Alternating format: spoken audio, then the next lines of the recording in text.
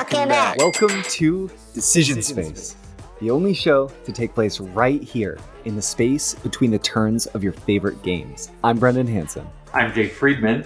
And this is the podcast about decisions in games. I'm so excited because today is our very first listener question episode. That means we're going to spend all day long taking questions that listeners just like you submitted to Jake and I through Discord, through email, through casual conversations on the internet. I wish I could say I got one of these questions in person or in the physical mail, but there's no physical mailbag and no one asked me a question in person, not even Maya. Jake, how are you feeling? Are you excited for this episode? I'm super excited about this episode. One, I didn't prep at all. That was nice. And two, am I revealing too much about my process? And two, actually that's it. I'm just stoked to get into some of these questions. There's a ton of great questions, and I think it's going to be very different and very, very fun. Same. As all of you want to know, we've already announced games that are upcoming to some extent, but we always like to let our pre-planners, the people who play games along with us in preparation for future episodes of the show, we always like to let you know what we're going to play so you can do that. So coming up, we're going to be covering the Phil Walker Harding super light drafting game, Sushi Go. We might touch on Sushi Go Party a little bit, but it will mostly be about that core card set in Sushi Go, and we'll really dive deep on that. So I'm looking forward to that. And then we'll probably cover Downforce at some point in the near future. Both these games are on Board Game Arena, and you can learn them both really quickly, play them both very quickly. So if you're interested, have a player 6 or 10. Brendan, we did just achieve a huge milestone for our show.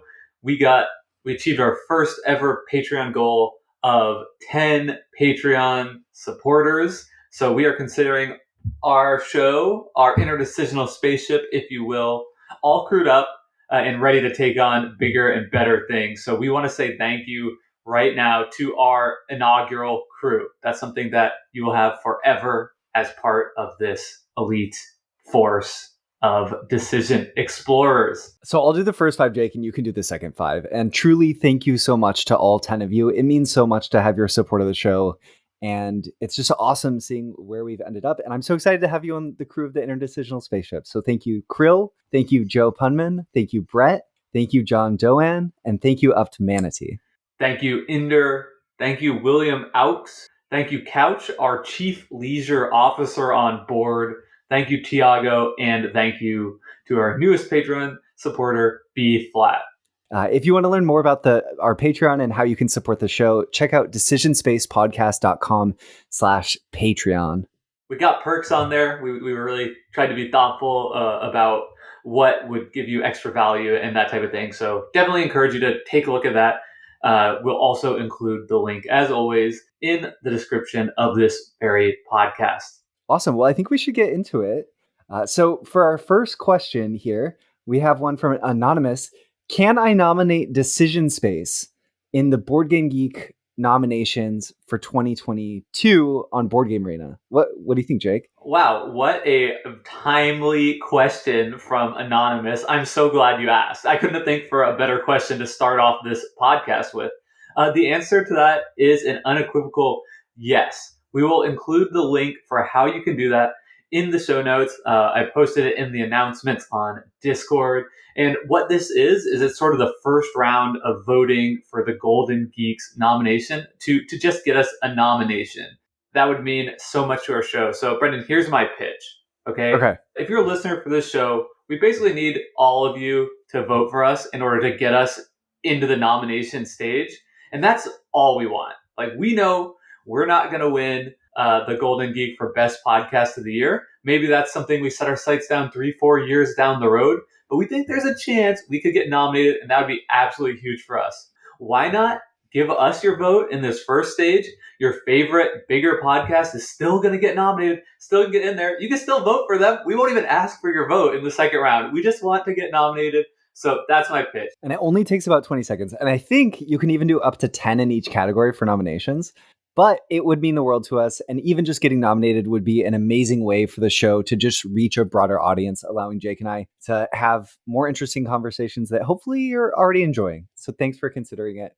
And now we should move on to the next question. We're going to start with a big one. Jake, What has been the most valuable thing that you've learned from doing the podcast? Yeah, it's one I thought about a little bit. I wonder if the person asking this question was thinking, in terms of board games. But I think Mm, really for me, the honest and sincere answer to this is more to do with creating a podcast. hmm, And I think that the lesson that I've learned is sort of twofold.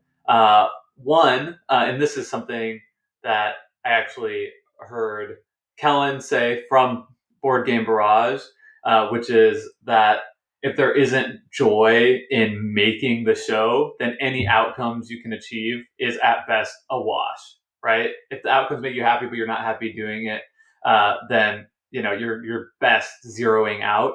So that's something I really try to take into heart and in the creation of the show and make sure that you know it's something that we are constantly having fun doing. And sometimes that means, with a weekly show, having to make some concessions. We can't play every game 100 times. We can just play it as many times as we can comfortably and enjoyably do, and then do our best to present the decisions in the game from there. So, really taking a step back and trying to operate within that framework. And then I think the second thing is just in terms of building a show, it has been consistency, consistency, consistency. Trying to get the show out every week. We haven't missed a week yet. Again, sometimes there might be some concessions with that, but I think when we started this out, we didn't really realize we were going to be doing it weekly. But I think having that kind of as a constant motivating factor, and not to say we'll never miss a week or we'll never be a few days delayed or anything like that, has been something that's really, I think, both driven the show forward and helped us to grow more than anything else. yeah, awesome. I think that I share a lot in just remembering how important having joy in what we do is. And I think that it comes really naturally. Like we both love just sitting down together and talking about board games. So it's really exciting to be able to do that. And I think that when there's for a while, when we were first starting to record the show, I think we felt bad when we didn't like games. And we didn't want to talk about games that we didn't enjoy the decisions of in not glowing terms. And I think that's something we've become a lot more comfortable with. So we still don't want the show to be like ragging on games because that's not fun. We'd rather just talk about things we like most of the time.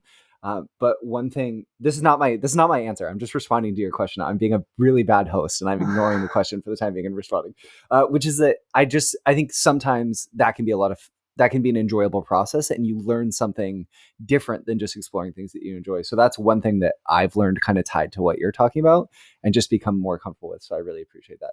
The most important thing I've learned, I think, has been, and I'm going to do the board game answer. A lot of these questions are board game related. Also, listeners, I should have said this at the top of the show. Some of them are not, and we'll just kind of rapid fire through. So there's lots of board game content tucked in here. But you might hear about Jake's dog, and you might hear about food, and you might hear about I don't know what else. So it's all in here. It's going to be exciting, but lots of board games too. I think the most valuable thing I've learned is just an appreciation for thinking about how decisions are made in games and the shape that they take. After we had this string of episodes, we did Magic the Gathering and then Welcome to, and then we did the types of decision space episode, and they were like the first 20 in the first 15 episodes we did. And I think that breakthrough of thinking about how decision spaces change over the course is the biggest breakthrough for me in terms of the show so far. Some of the overlaid objective stuff has been really helpful as well in terms of how I think about games and decisions I'm making. But I think that realization of thinking about the shape over the course of the game has been the most revealing in why certain games feel how they do in the way that they juxtapose. And now it feels so obvious and so innate.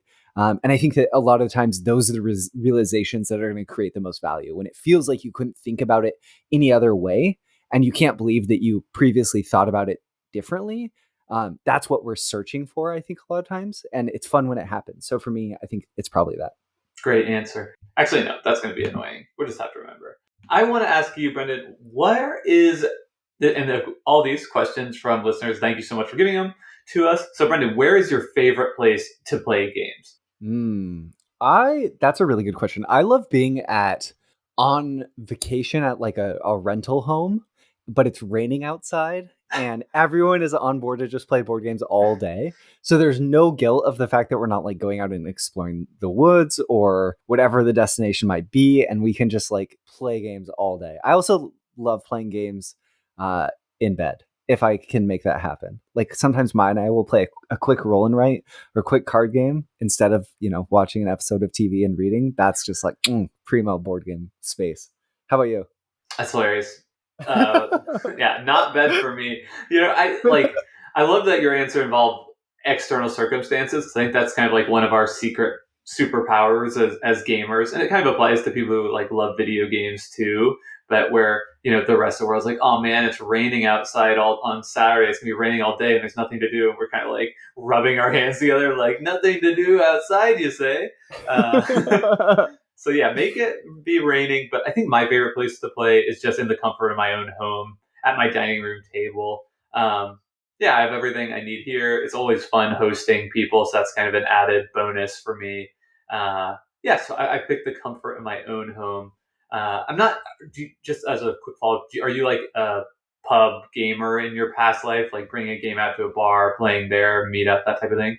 Definitely occasionally, but I will say that I find it really distracting and a little difficult. Sometimes the lighting's not perfect. I'd much rather play at a board game cafe where the space is dedicated to games and sort of everyone knows why you're there, what you're doing. I just sometimes at pubs, it's just too much going on. How about you? Yeah, I feel kind of the same way. I'm not crazy about like pubs, especially if it's not like this is the game night and there's a lot of people doing that. Yeah, I just don't necessarily want to, not that I'm embarrassed about playing games, but I just don't necessarily like want to make myself like the center of attention in that way of like having some like crazy complicated looking object totem on the table and people are kind of like peering over my shoulder the whole time. Like, hey, what are you doing? Makes me like a tad bit uncomfortable.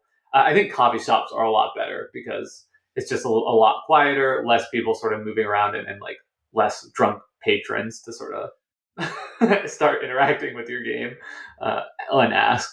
I agree. I think like small box card games play amazingly well in coffee shops. You can just like sit down, pull out the game, play something in 20 minutes. Awesome. Move along. Totally. Okay. Jake, have you ever considered designing a game? I have. Yeah. So being the host on this show that's not a published game designer, I think that's a good question. So I have done a couple of game designs. So I participated in like the 2019 9-card print and play design challenge on Board Game Geek. That was a really fun challenge. I designed a game called Boarding Group, which I think you could still find online on BGG. And basically the concept of the game is you have a group of people, like a travel group represented by dice in 3 different colors. And what you're trying to do is like put the dice onto seats on a plane. So like the cards actually represent the cabin of a plane. And then the die face represent the age of passengers. So like 1 is like a baby. So like if a 1's in a row, you don't want your color of die to be in the row next to the baby because that's going to be like negative points for that. But then you also get points for like having 2 of the same age passengers next to each other because of like shared experience. Maybe you could like talk to them, that type of thing. Points for window seats and aisle, like negative points for middle seats. And it's sort of a die placement game like that. Very simple. Not, I don't super recommend you go check it out. I don't think it's like the most fun game in the world to play, but it is a functional game that I put out there. So that's kind of neat. I'm on like the 3rd iteration of a kickball, the board game prototype.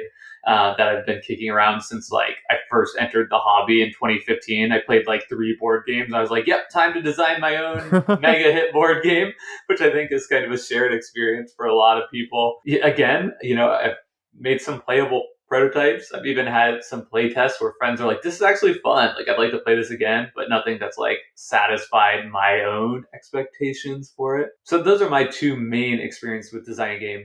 It's definitely a bucket list thing that I want to continue to pursue. I've got some other ideas kicking around right now as well. Has doing the show made you want to design games more?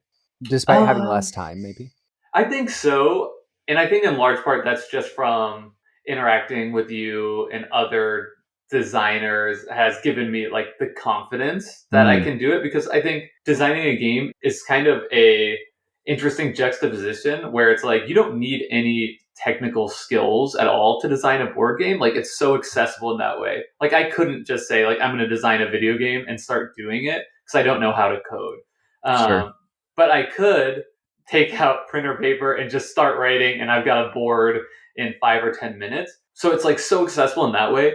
But then I think the more you kind of like think about it and start like going through that process, like and revisit some of your favorite games, and just you kind of realize like it feels like abject genius to put together some of this stuff, and it kind of makes you think on that angle, like, wow, like creating a game that actually works and is fun is almost impossible. So I think it's like those two conflicting forces. Yeah. And I think doing the show has given me more confidence that it's like, no, I could do this. Totally. It's a Good. feasible thing. You could. Thanks. What about you? Why don't you talk just first? I know some probably listeners are somewhat familiar with your design history, but I'd love to hear a little bit more about what games you have out there. Are you working on anything now? That type of thing. Yeah, so I have 2 published games, Enchanted Plumes from Calliope Games that came out in 2021 last year. It's a small box card game, and it's really fun. I think it's about putting together plumes using feather cards of 10 different colors. And then I have a game before that, another card game called Ramen Ramen, in which you are combining ingredients into shared bowls on the table, and you're trying to be the player who completes the bowl. And you also get more points for the more varied types of ingredients that are in a bowl, but it scores when the value of cards in it reach a certain threshold or cross it. So there's this tension between increasing the value in certain bowls to try to force your opponent to play into bowls to set you up to score them. And then I'm working on a ton of different prototypes. One problem that I think I have with design, and I heard this quote a long time ago, which is that you need to have more. I think this is a gatekeeping comment, and I don't like it, but I'm repeating it because I do think there's some truth to the idea.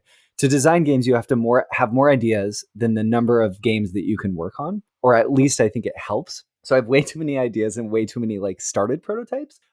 But in terms of active prototypes, I have 3 games that I could confidently pitch. Right now, I'm really happy with where the games are at, and then a bunch more sort of in between stages of development. And then I would say 2 or 3 prototypes that I really want to put together. But thanks to the show and having a baby and being in grad school, I haven't been working on them as much. So it's something I really want to get back into.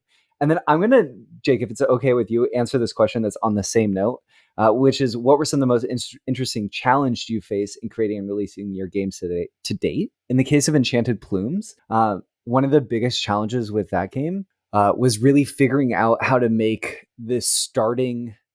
streamline the rules to keep the game simple and intuitive so that anyone can play it, and also avoid randomness at the start. So that game originally had this really annoying drafting mechanism. At the time, I thought it was really cool, but you would draft from this face-up display of cards on the table to build your starting hands, and then the rest of the game had nothing to do with that mechanic. And the mechanic was kind of cool. It was fun. But it was so brutal, sort of asking people who were the audience for this game, which is, I think, anyone who could play, who's ever played a game with a deck of cards. That's like who Enchanted Plumes is for. So almost anyone. And then forcing them to learn this whole draft system and then play the game. It's just so much easier to do what the new mechanism is, which is here's 9 cards, pick 6, and that's your starting hand. And that like even things out enough. So I think learning how to say goodbye to things that I thought were cool and knowing that you could just put it in something else later. Like you don't have to, if it's a good idea, you'll use it again. So I think that was one challenge I faced, was just getting over that hump and being able to say like, yeah, I had this good idea, but who cares? Like, it's not the best idea for this game. And I think that's something as a designer that I really had to learn early on, is that there's tons of good ideas, but good game design is finding the right ideas for the right context, not just finding lots of good ideas and shoving them together. Yeah, that's awesome. Let's change it up, Brendan. So we have this question: what board game YouTube channel do you recommend to us, or any other non-board game channels? And I'll go ahead and answer this first, since you've been talking a lot. So I'm not a huge consumer of board game media on YouTube. I primarily get it through podcasts, and I already listen to like a half dozen board game podcasts on a weekly basis if I can. So when I'm on YouTube, I'm doing other things. So I'll just take the opportunity to recommend a couple of channels that I really like. One of them that I've been really enjoying lately is called Colin and Samir. And that podcast, it's a podcast, but it's also a YouTube channel. And it's all about like what they sort of dub the creator economy, which is, basically all kinds of insights, interviews, deep dives into topics relating to this like new career that exists for some people, which is like creating content on YouTube or TikTok, or on a podcast or whatever else. And I think it's been really fascinating to me as a baby amateur creator myself through this podcast to sort of take these ideas that people are sharing there and seeing if and how they could be applicable to our show. And that's not necessarily just like, oh, we need to like make this show big so we can like monetize it and get, make money off the show. But, a lot of, I think what it boils down to is like to be successful, what you need to do is like create the best possible show you can for the people that are likely to listen and discover it. So that's been really interesting. I would say start with their interview with Mr. Beast, who's the largest channel today on YouTube, I believe. And they had like a 2-hour interview with like all kinds of crazy insight about basically how this guy, Mr. Beast, runs his entire operation, which is just like pretty mind blowing. And the second recommendation I want to give sounds very niche and specific, but I think that a surprising number of people listening to our show would really enjoy it.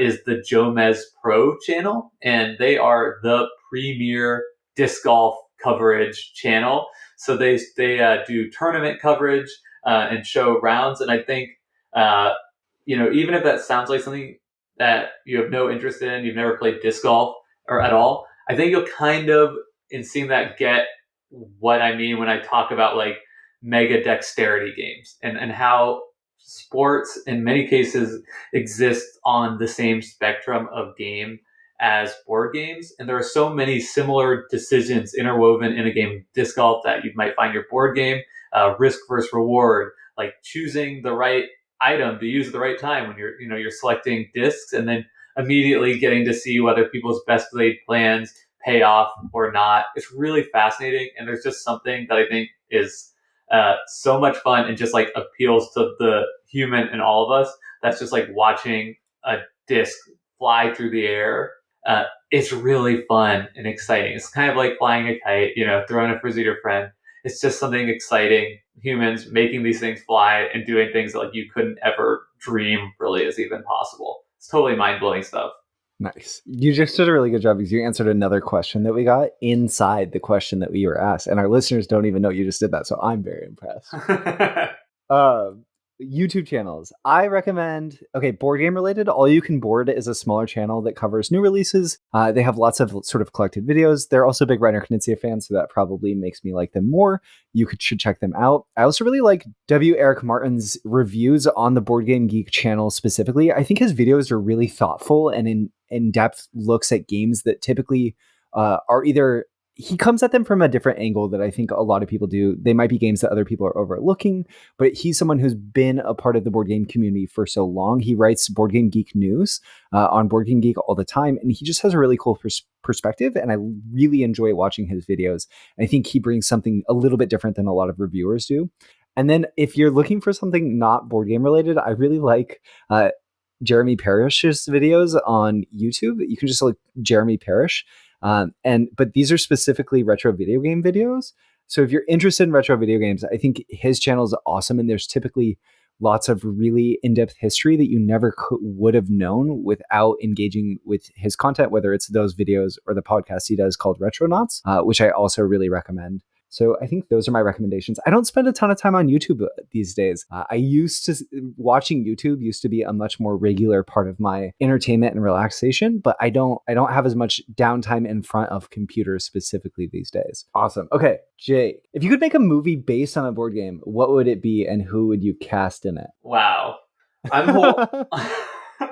This one makes me wish I had prepped something. I'm so bad too with like, for whatever reason, like I'm never somebody who can like quickly recall people's names. So anything I can think of would be like, with that guy from the other movie. Yeah. Okay, so maybe not who you would cast in it then. Just what movie based on a board game? Growing up, I was like a huge fan of the show BattleBots, like in its original iteration of that game, or in its original iteration of that show. Which is, if you're not familiar, it's basically like a robot fighting contest where like amateur teams of robot creators build robots that fight in this arena, and you're literally trying to uh, you know damage your opponent's robot so that it can no longer function for a knockout, or do more damage to like win the judge's verdict at the end, as in like in a boxing fight, like who was like more aggressive, who did more damage. So that's pretty similar to the board game Robo Rally. So I think I could see like a Robo Rally style like contest show. Uh, nothing too serious, like maybe even almost like a comedy. Like I could see that being like almost like a Judd Apatow style like comedy premise where there's like a, a rom-com romance between team members and they're entering. It's all built around this robot contest. So I think that could be a ton of fun. Give me maybe like Paul Rudd is team captain and he's I dig it. I'm just imagining dodgeball with robots. but like not quite that silly, like Sure. like with some like actual like sincere moments too. For sure. And you really care. Like you care. You want them to win at the end. Okay, I have two answers. One, obviously, Broom Service the movie, and everyone's gonna be like, Brendan, that's already a thing. Just go watch Kiki's Delivery Service, which is an amazing Miyazaki film, and you should watch it. It's lovely. But I want like new Broom Service. Like I want a live action Broom Service, not just anime. About a witch delivery service delivering potions, and I want to know the relationship between all of the witches in Broom Service. I want to know why. So you're what? You're basically asking for like the live action Lion Kinging of the Kiki's Delivery Service. Okay, bold take. Yes, but I want them to explore the characters presented to us. I want to know why Herbie the herb gatherer is motivated to gather herbs. That's like we literally know that. That's like the only thing we know about the characters. Okay, but you know what I mean. Why is the hill druid? All these things. I don't even remember his name. I only know Herbie's name. I also want to see. I think it'd be hilarious if they made a board game based on like a really simple card game or something. Like what does The Fox in the Forest the movie look like? I don't know, but I want to see it. It's interesting too, and also just generally, like how about a movie, like any movie that's like based on like a really serious depiction of like a game tournament of some kind is also like right up my alley. Yeah, definitely. We were just talking in the Discord about an anime I need to check out. Apparently that's all about Go. Somebody was talking about it being the thing that really inspired them to get interested in learning Go in the first place. I'm not like the biggest anime fan in the world, but like there's like a small niche of anime. I mean, it's not that small, but like anime that cover like sports stuff. Like there's like a basketball one called like Kuroko Basketball. That's like, for whatever reason, that just gets me. Like when you take that anime depiction of like a real life sports thing, that it just gets me like so hyped. Like that's probably one of my favorite shows ever. Wow, I didn't know. That's awesome. Okay, let's see. Okay, Brendan, what is the worst part of your favorite game? That's really hard. I don't know. I don't know if I even could tell you what my favorite game is, but I think on the podcast I've said my favorite game ever is Cosmic Encounter, and I think that's a pretty close answer. Yeah, so this is easy for you. What? Are you going to just say everything? You're so rude. The worst part about Cosmic is, I would say, I think that the hand management mechanism is like kind of crap. And I wish that the game just didn't make you play in that way. And I do think it enables it forces you to have interesting conversations and discussions in terms of the way negotiations play out. But it can be sucky to be dealt a hand where you feel like you have very little agency. So I think that's probably my least favorite part of what otherwise is an incredible game full of really exciting moments and awesome table talk and discussions and really cool powers. I think the mechanics of how the card play in terms of combat plays out leaves a little bit to be desired, like 35, 40 years on from when it was first designed. How about you, Jake? So for me, on my most recent list, I had Castles of Burgundy as my number one game. And I think that the worst part of that game is that like for a game as really simple and streamlined it is to play, it's a bear to teach. You have to teach like so many different tiles.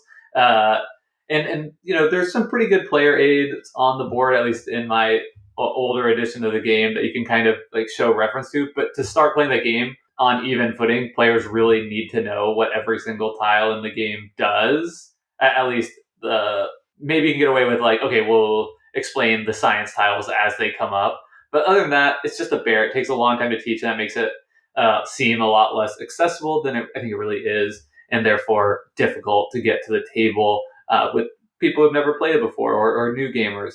And also, in the new edition of the game, I think the 6 science tile is just actually broken.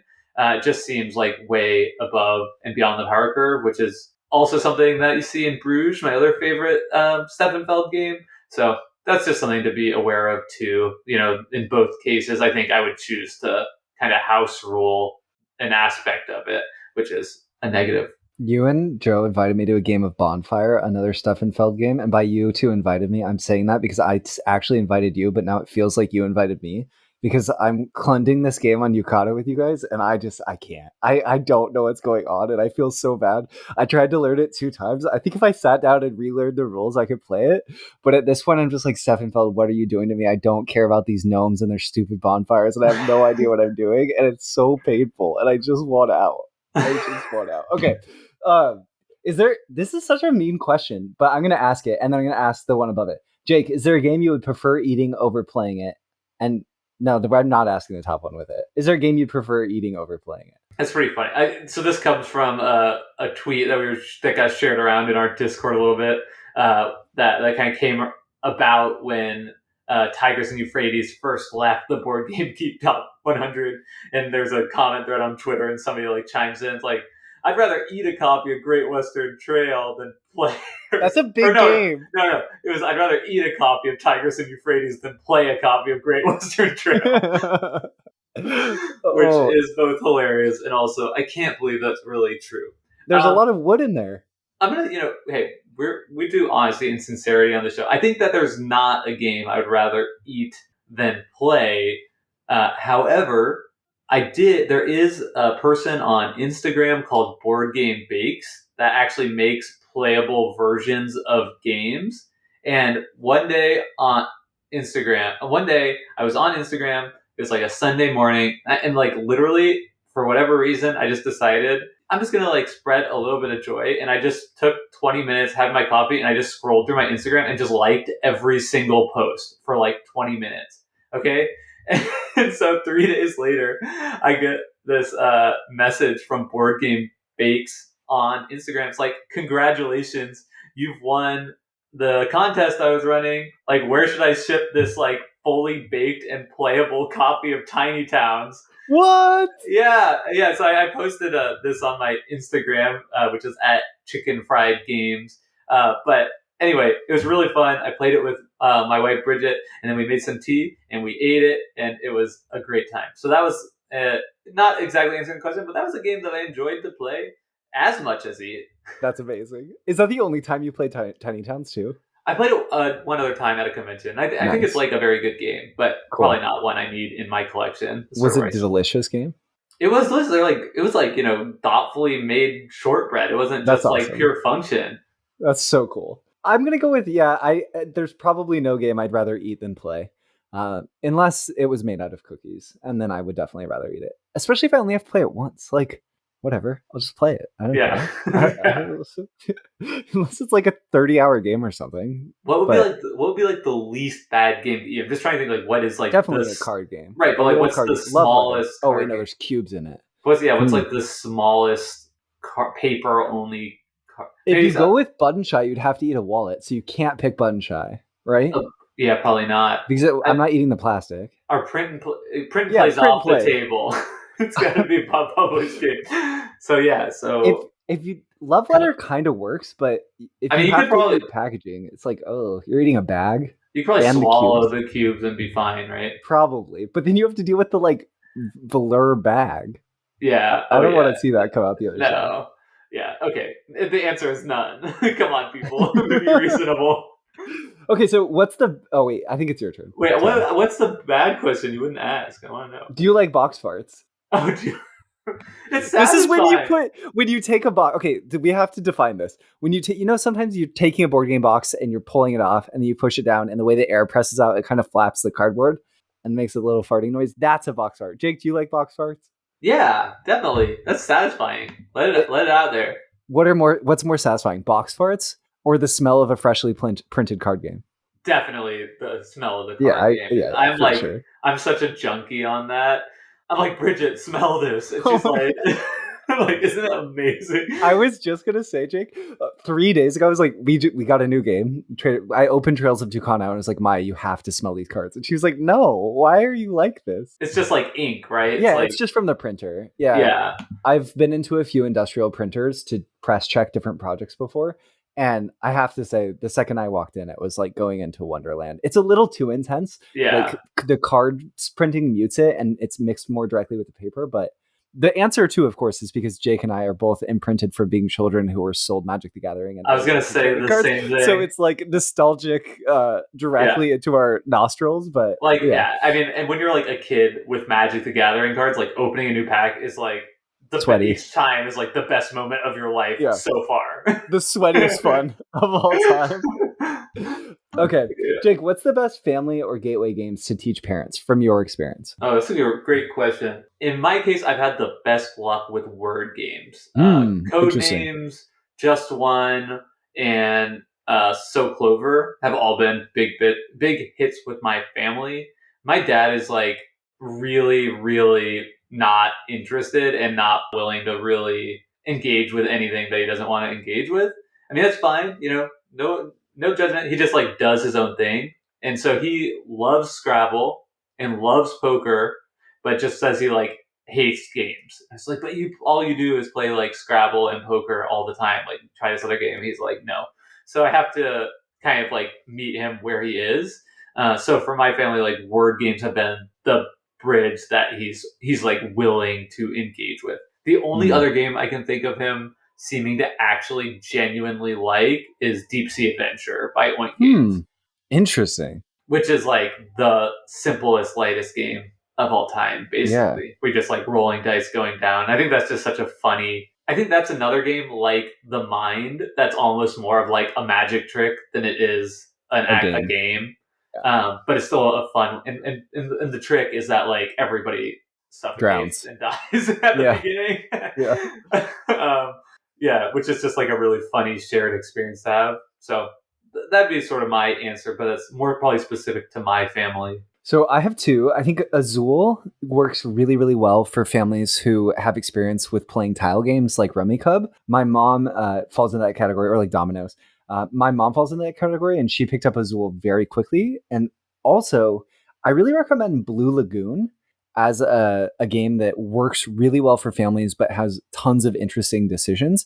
The turn structure is so simple that it's so super easy to teach, even if there's a lot going on in terms of scoring, which I could see some people being turned off by. Also, if your family has experience with trick-taking games, like if you grew up playing hearts or spades or something, Fox in the Forest or things like The Crew and that sort of thing can be a nice bridge. I think that I will say when I played Blue Lagoon with my mom, she bought a copy right away after we finished playing it to play with my aunt. And then my aunt, I believe, also purchased a copy. So lots of fun with Blue Lagoon. I really want to try Blue Lagoon, actually. I really genuinely do. Someone clip that. That was Jake saying he actually wants to try another Knizia. Let's go. Okay, Brendan, I'm going to rephrase this question just a little bit. So we'll call this play once, play for the rest of your life, or never play again. And your options are worker placement, area control, and deck building. So you could play it once, this mechanic once again, I guess. Play it for the rest of your life, and then never play it again. Okay, easy. Never play worker placement games again. Sorry, Feast for Odin. I'm so sorry. And I guess I'm sorry. Okay, play deck building once and play area control for the rest of my life. Oh, dude. How about you, Jake? Gross. I'm definitely never playing deck building again. And then area control once, worker placement for the rest of my life. Some of the questions we got are so thoughtful, Jake, that I feel like they would make better whole episodes. I know. Like this question about please explore the decision space around the puzzle of maintaining a board game collection. I think we should not. I think that's fine. No, let's answer it. What? Easy. That's so huge. When to sell, downsize, which factors heavily influence. We could do a whole episode. I can give it to you in 3 short sentences. Do it in 3 sentences. Okay. Maintain a collection of about 100 game on 2 Calyx shelves. If you get to more than that, you should start going one in, one out. I think I did it in 2 sentences. Awesome. What about... I should say like 100 games is like... That's a lot of games. That's like a very... I think my like privilege is showing. You definitely do not need that many games at all to have a very robust board game collection that will last you your whole life. I think that games you want to play and games you want to own aren't necessarily the same thing. And it's really good to engage with and learn about new games that might be games you want to play. But I've had to come to terms with the fact that not all games that I want to play or even want to play occasionally are games that I need to own. And I really want to own games that I'm going to play or want to be able to play in the future. So I think my collection looks somewhat like my taste, overlaid with the potential people I might be able to play those games with, because there's no reason for me to own something that I don't really have the potential to play. So if there's a game that I really want to play, but don't think I'll be able to play, you don't need it. You don't need to own it. And if the opportunity arises for you to own something or to play something that you don't own and no one else owns and you're excited, then buy it. But just like wait for the you're never going to have 5 strangers knock on your door, be like, we're here to play that copy of that 5-player, 2.5 hour, 3-hour game that you've had in your closet for 3 years, right? That's not going to happen. It's a dream. Yeah. And there's a lot to say here. You're right. But I think one thing that board gamers have to grapple with, or not have to, do whatever you want. But one thing that I've sort of grappled with is like when you're first starting out in the hobby and you're building your collection, every game you buy has so much value to you, right? It's like filling this like brand new niche in your collection. You're excited to play it. You're probably getting it to the table right away at your next game night, right? If you have 5 games and you get a 6th game, it's like an event. You're gonna, at least that's for me, right? I just got this new game called Castles of Burgundy. It's like supposed to be like super awesome. Like, come on over, like, let's play it, and boom, it's happening. Like, you're getting to the table right away. But now that I have so many games, like each game that I'm adding to my collection is like adding less, relatively less value to my collection as a whole. And so I think like it's important to just sort of like try to keep that in mind, because I think it's like really easy to like kind of get stuck in this idea that it's so easy to fall into when you first are starting buying games, that like, wow, each game is so awesome and it's like adding so much value to my life. And then I think that does lessen just naturally along with the size of your collection. I totally agree. Also, Jake, remember when I bought that copy of Spirit Island for that gag where even though we're an audio podcast, so I could open the shrink on it, and I actually did it, but I didn't need to because we're a podcast, so people would have just believed me if I said I was tearing the shrink. I probably didn't need to buy that copy of Spirit Island. Yeah. I haven't played it yet. Oh, no. But I might play it. Yeah. I really like Spirit Island. That's the other weird thing for me, too, is like, I find like more and more like the games that I most want to, like you said, like the games I most want to play are not the games that I'm most likely to buy. Like I buy games that are much lighter than my taste by and large, because those are just the ones that I play with, like am able to get to the table with the friends that I have, and I love my friends.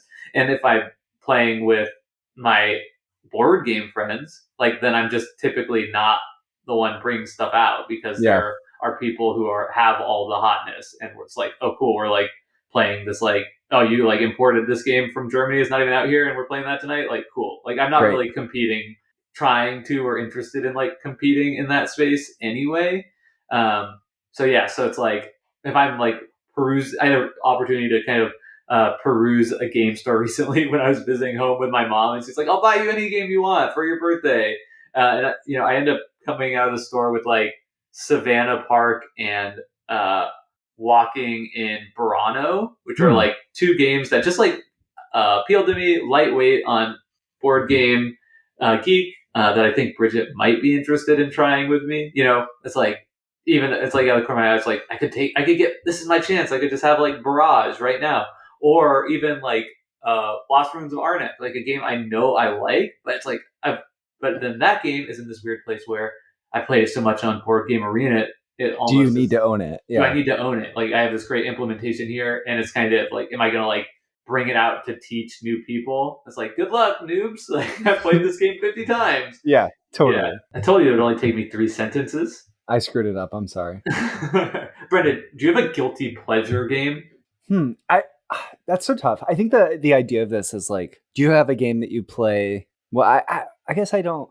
Magic the Gathering, I guess. Yeah. I think that's probably the biggest one. Last year, just because I know that there's probably a better use of my time and money. But if a few times over the course of the past 2 years, I've gone in when a new set has come out and drafted a bunch, and I think that I would say that.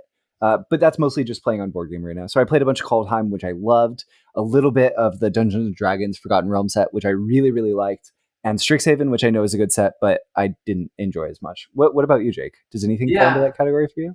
I think it's an interesting question because, like, I don't know what the intent of the question is, but I think, like, the premise is, like, is there, like, what's, like, the worst game that you still enjoy to play? I know that's, like, a category that's so very wrong about Games Does in their year-end show. They're like, what's the best game that we didn't like, and, like, what's the worst game that we did like?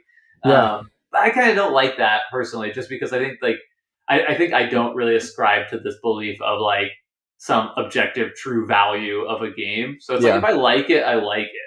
You know, and even if it's like a simple broken game, like if I like playing it, like I have no qualms about that.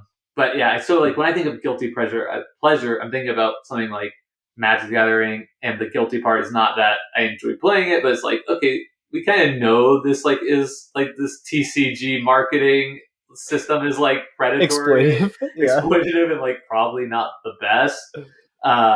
So maybe, you know, that makes it more of a guilty pleasure.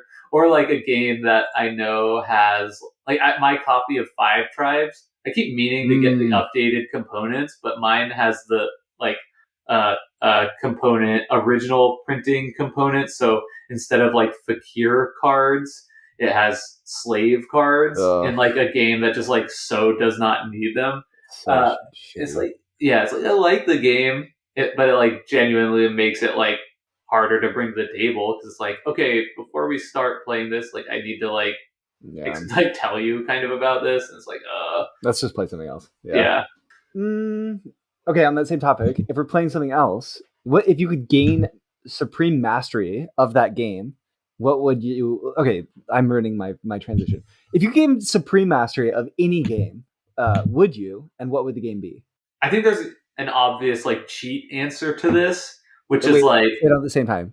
3, 2, 1, poker. Oh, poker is way better. Yeah, definitely poker. Yeah. Definitely poker. Yeah, like if I could just instantly like snap my fingers and be the best poker player in the world, like I'm rich, right? Yeah. So I think that's sort of like the cheat answer. But I think more interesting to think about is like what games become more fun to play the better you are at them. And I think that's hard to say without knowing for sure, because I'm not already an expert at them. Like when I watch sometimes chess videos on YouTube, it seems like I'm like, wow, that's like amazing that like people are like this good at this game and can like see all these lines and think that far out in advance. It seems really fun. Like I think that would be fun to be able to do. But again, I don't really know that. What about the resistance? Just like, that's like a similar type of answer, but more board gamey, right? Because that means you can completely tell if someone's telling the truth or lying at any moment. What a cool skill. I think I picked the resistance. Awesome. That's a really good one. I like that a lot too. Yeah. Also just games that have like stakes. Like I guess like you can make money playing Magic the Gathering technically. Yeah, but there's a scant few games out there that like supreme mastery comes with like money and prestige. So it'd be hard to not like pick one of those, I think. My non-try-hard answer is definitely Tigris and Euphrates, for a reason we covered last week. That came to mind for me too. Yeah. Nice. All right. Let's see. How much time do we have left here? 10, 15 minutes. Yeah, we got time for a few more. Okay. This is a really great question, a little bit more thoughtful one. What is the most impactful game you've ever played? Not necessarily your favorite, but the one that's made the biggest impression. Okay, so for me, the answer is definitely Pandemic.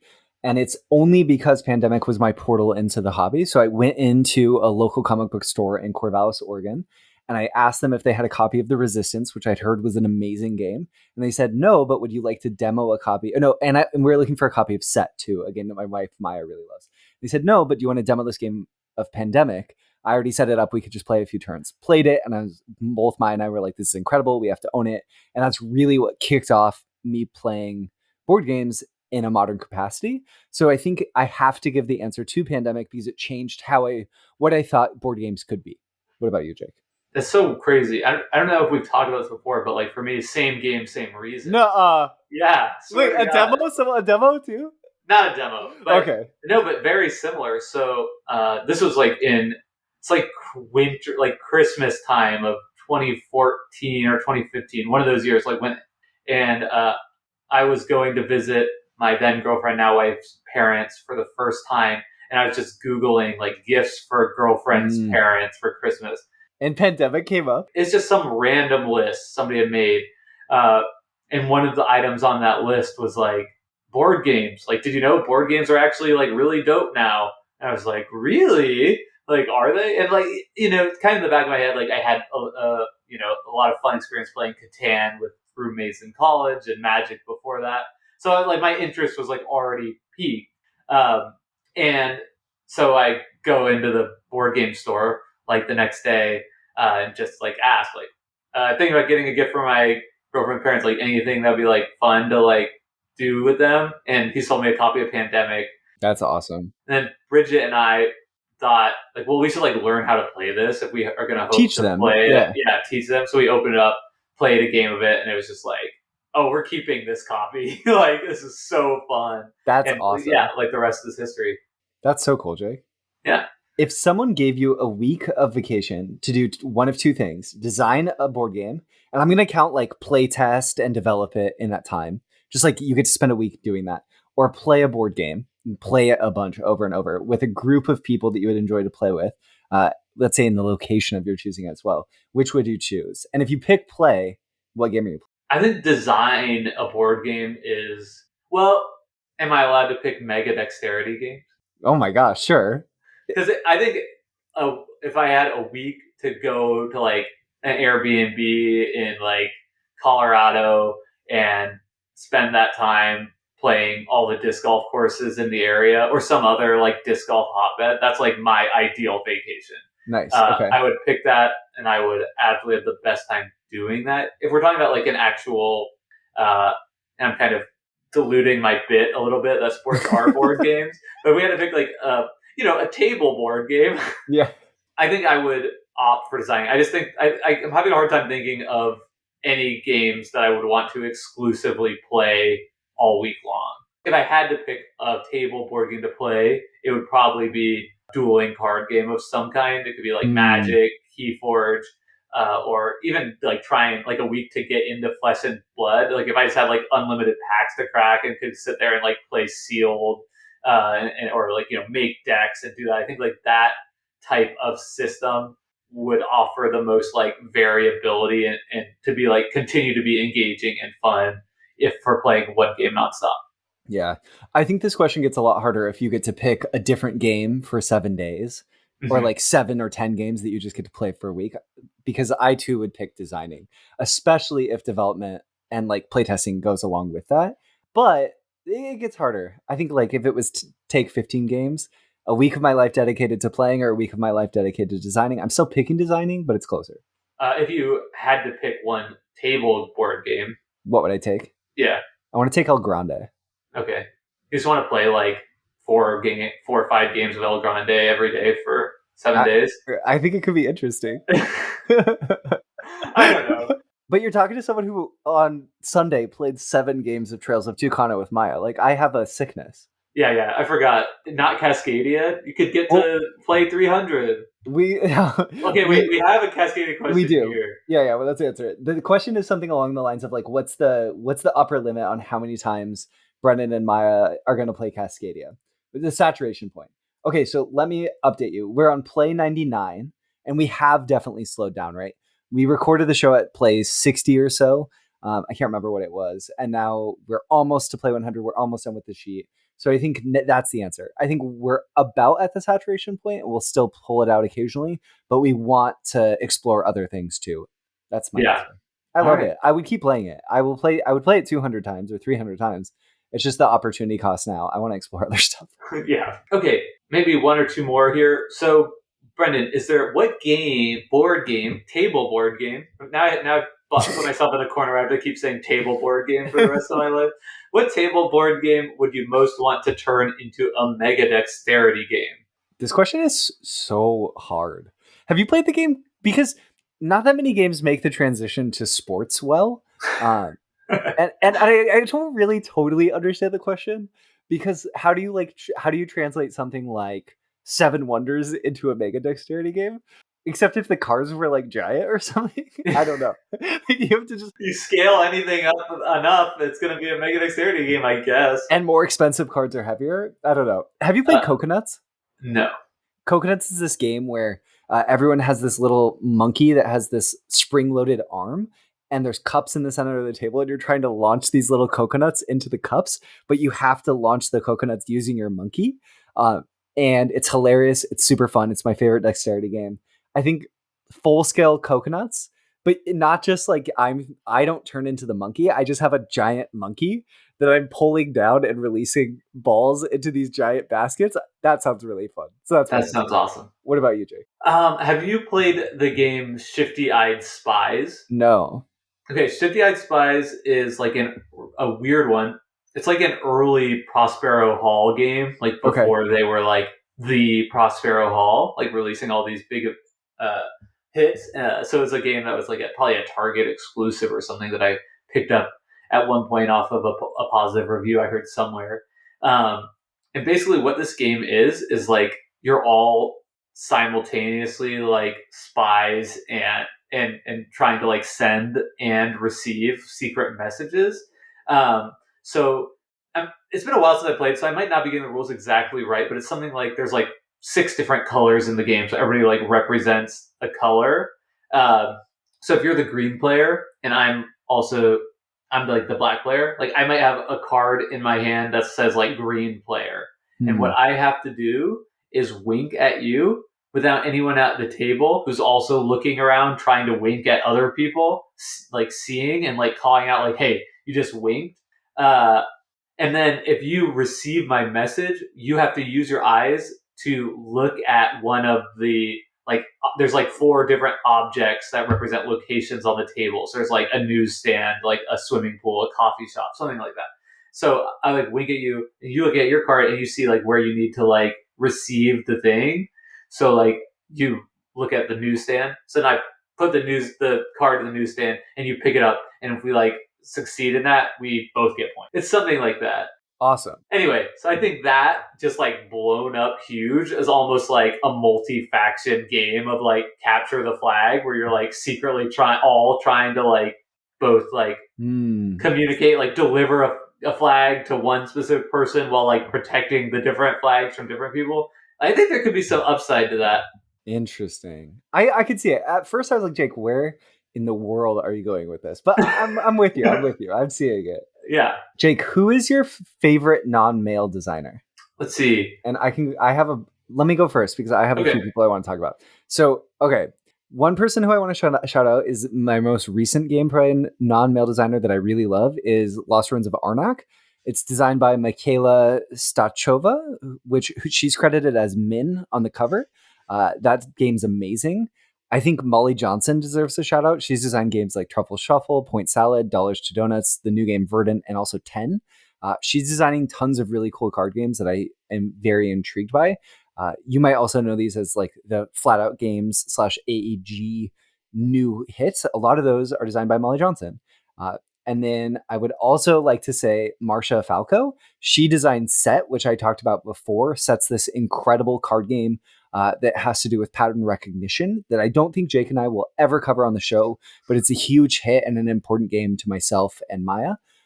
She played it growing up at camp with her friends. And then my final answer is Susan McKinley Ross, who designed Quirkle, mostly because I think Quirkle's awesome, but also because she changed the way that I think about games in a real way, which I've talked about in the past on the show. Yeah, I think I'm actually recording this in the basement. So as I like look through myself here, I think the first designer that came to mind is Elizabeth Hargrave, designer of Wingspan, and which is a game I maybe will cover on the show at some point. I know it's a game that a lot of people would like for us to cover. It's a game that's been a big hit with my friends. So yeah, I think I might say that, but I'm also realizing just at the question that like my knowledge of non-male game designers is pretty shameful. And we actually talked about this recently in our Discord about like that I think we would both like to make more intentional effort to cover designers that aren't so white and male dominant Definitely. that we have done thus far in the past, which I think also just kind of like speaks to a larger question of like, right, we didn't choose to cover white male designers, but just by like not actively trying to reach outside of that, that's like what just sort of happens. And that's sort of the way privilege and dominant groups kind of continue to manifest. We keep reinforcing the same ideas, and so people hear about these games on our show, so they're likely to play them and talk about them more, and kind of increase that benefit. So definitely something that we're thinking about and want to do a better job of in the future, making sure to spotlight designers that don't look exactly like us. Definitely. Well put. Can we end on one more Yeah, let's do it. Which question? one? Shoot, I had it in my head and now it's gone. Okay, you find it, and I'm going to answer this question really quickly. Would you rather live with one horse-sized Reiner Knizia or 100 duck-sized Steffenfelds? Obviously, one horse-sized Reiner Knizia. It'd be strange, but it wouldn't be as inconvenient as living with 100 duck-sized Steffenfelds. That's just too many beings in one abode. Like, you don't want that. Think about the line for the bathroom. How many bathrooms would you need? No. Just live with one really big Reiner Knizia. Way better. It's not even that big. It's just a horse size.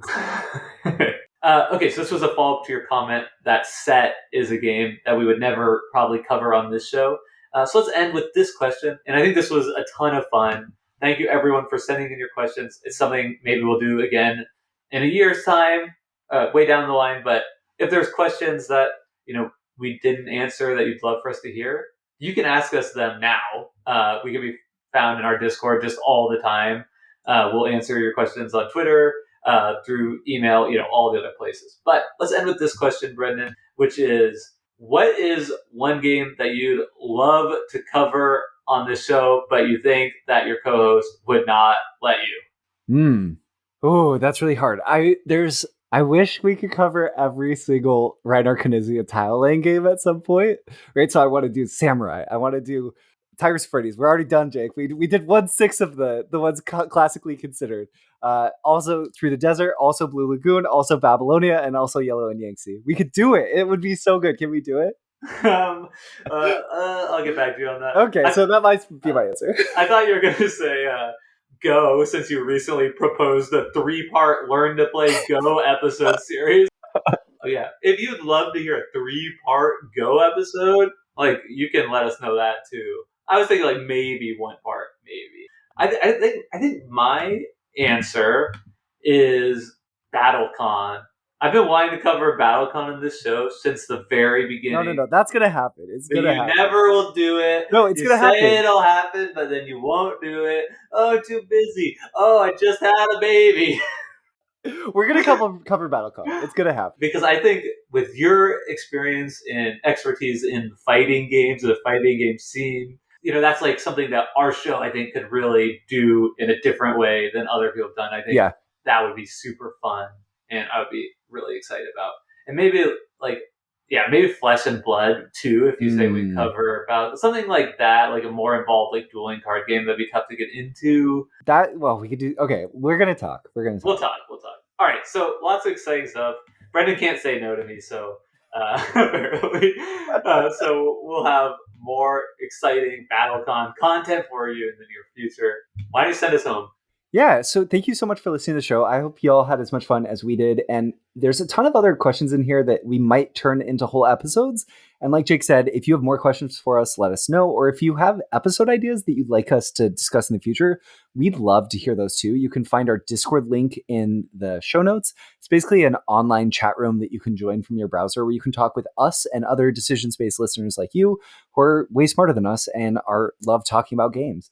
And also, you could reach out to us and let us know your thoughts by email, decisionspa@gmail.com. A few of you have been emailing us, which I really, really appreciate, and just some really thoughtful, awesome notes. And we really appreciate when that happens.